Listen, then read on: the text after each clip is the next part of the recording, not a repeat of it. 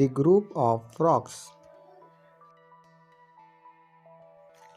Once in the forest, the group of frogs were crossing across a deep pit. Suddenly, two of the frogs were fallen into the pit. The remaining frogs gathered around the pit and said that there is no hope of getting out of the pit. The two frogs tried getting out of the pit, but not succeed.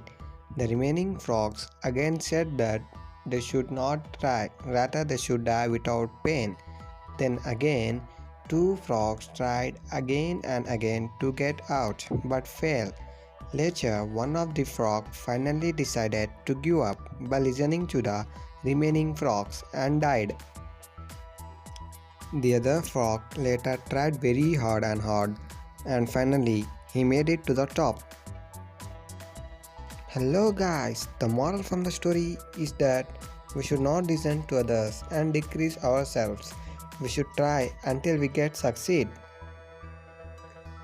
People's words can have a big effect on other lives, so always don't degrade anyone and always support and encourage them.